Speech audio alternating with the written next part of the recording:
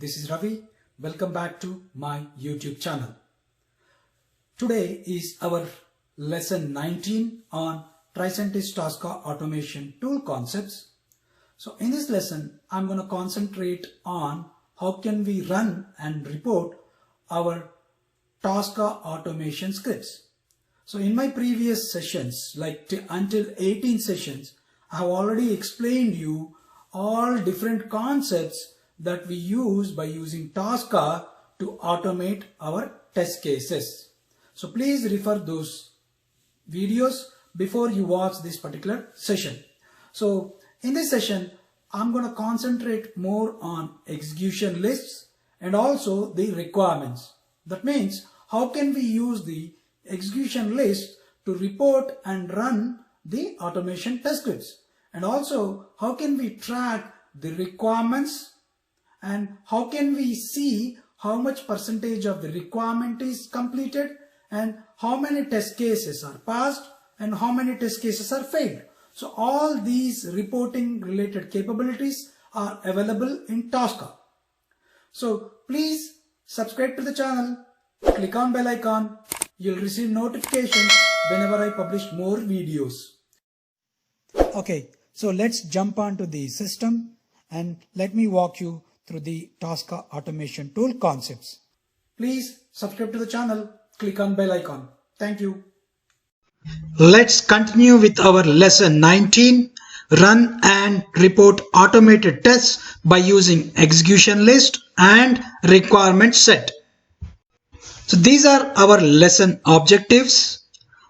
You will be learning by end of this session how can you link template instance folder to a requirement, and then how can you drag and drop the whole test template instance folder onto the execution list, and then how can you create an execution list and link it to a requirement set, and how to run linked execution lists so that you can report the requirement coverage and number of test cases passed and failed for a particular requirement. Before I walk you through the Tosca automation tool with an example, so let me cover some theoretical topics. What is execution list? So the execution section in Tosca displays and saves the information that is generated by the tests. To allow execution, first of all, you have to link the test cases to an execution list. A developer can be informed exactly which step is failed and what the error message was by using execution lists. And you have to drag and drop the whole test template instance folder onto the execution list rather than individual test cases. Basically, so once you create an execution list to report the test case pass and fail and the error messages, you have to drag and drop whole template instance folder onto the execution list rather than the individual test cases. Okay, so if the folder is linked rather than the individual test cases, it is easier to synchronize when the template has been changed. So if the template is changed, you need not to change each and every test case that is linked to your execution list. Instead, a template can be easily synchronized so that all the test cases related to that template instance can be updated to the corresponding execution list. Okay, so till now we have worked on the tabs test cases, where we created test cases, automated test cases, and also where we created templates, etc. And also we worked on modules where we'll be storing all the controls that are available in your system under test. And also we have used test case design, where we have created test sheets and the test sheet instances and also the attribute. Okay, so in this session, right, so here we are going to start using two new concepts. One is execution and the other one is requirements. So execution, under execution folder, we'll be creating execution list.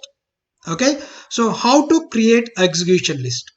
There are two ways to create execution list. The first one is you have to right click on execution folder, and then first we will be creating an execution folder, right? Create execution list folder. Okay, this is our, let's say, task lesson 19. So this is one way we can create execution list folder. The other way is if you go to the top, so if you go to the view, you have execution list. Either you can use this particular option to create execution list. Okay, and now once you create execution list, now we have to create an execution list. So basically we have created execution list folder, and then you have to create execution list. Okay, let me create execution list and name it as login process. Okay, so we have created execution list folder, and then I have added an execution list called login process. So in my previous session 18 and 17, okay, so I have already explained you by creating a template for a login process. So for login, we have created three different scenarios. We have automated. One is valid value, another one is invalid username, another one is invalid password. So we have created a test sheet, and then once you create a test sheet, we have created template, and then we have instantiated the template instance, which created multiple test cases, like three different test cases that has been created. Okay, I'm going to use same test case template instance whatever we created in lesson 17 and 18. Okay, so I would recommend you guys to go through that lessons before you watch this session. Okay, so now, so once you create the execution list, what you need to do is we have to first map. So before you map the template to the execution list, you have to go to requirements. Okay, so once you go to the requirements, you have to retrieve the requirement related to login. Okay, so now once you retrieve the requirement related to login, you have to map this entire template instance to the requirement corresponding to login. Okay, so what I need to do, drag this and drop this in the requirement login. Okay, so that means I'm mapping the template, test case template, to the corresponding requirement. Done. So once you are done that, what you need to do now? Now you have to map your template to the new execution list that we have created. So let me drag this and drop in the login process execution list. Done. We are done. Now, and then in the requirement, we have completed mapping test case instance, but you have to map your execution list to the requirement set. What is my requirement set? My requirement set is web shop frontend. Under web shop frontend, I have multiple requirements. This is my requirement set. So you have to map your execution list login process, your execution list login process to requirement set. Okay, so let me just drag this and drop to the requirement set. Sorry, I have to take the execution list, drag this and drop to the requirement set. So that means now if you see under requirement set, you will have an execution list.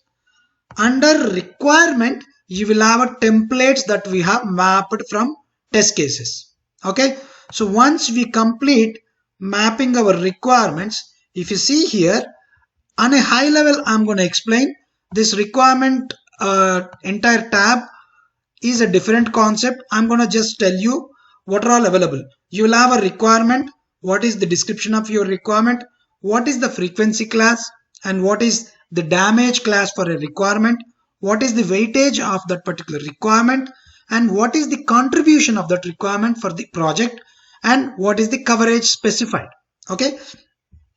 So now if you see under contribution percentage or execution state, I see it's a blank. I don't have any execution state because I never executed the test cases. Okay. So now let me now execute the test case list now. Sorry, the execution list, whatever we mapped. Okay. All you need to do is just right click and then click on run. So let me run. So as soon as you run, it's going to open Chrome browser. And then first it will log in with valid credentials, correct? Once you log in with valid credentials, it's going to log out. And then now it's going to try with invalid username and it is going to capture the error message.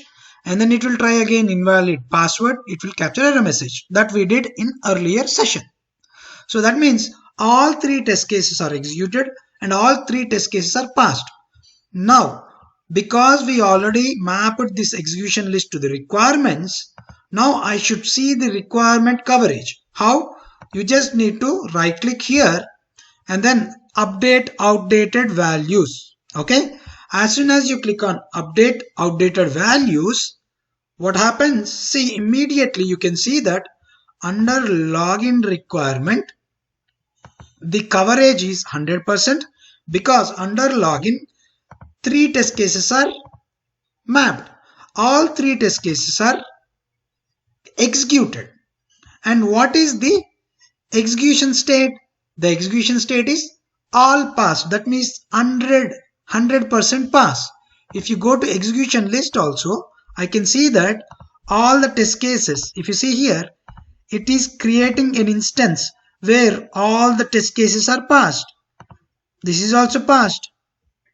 And then this is also passed. That means all three test cases are passed and the corresponding requirement is also updated with the coverage specified and with the execution state. Okay. So let me do one thing. Let me run this again and make one test case fail and then see how this requirement coverage shows. Okay. For that again, let me right click here and then just click on run.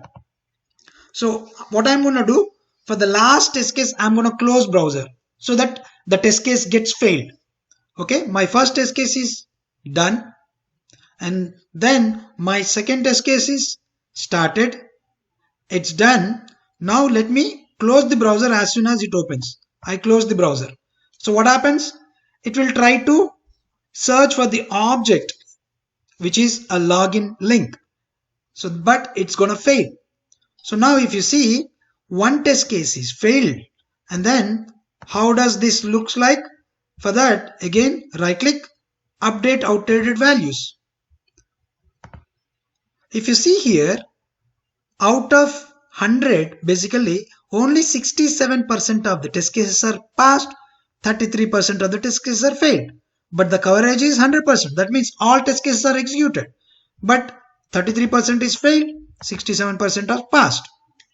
Okay, so hope you all understand the concept of execution list and how can you link your test case template to the execution list, and also how can we link test case template to the requirements, and then we have linked our execution list to the requirement set. Hope you all clear about the concepts. Please subscribe to the channel, click on bell icon, like the video. Thank you all. Thank you.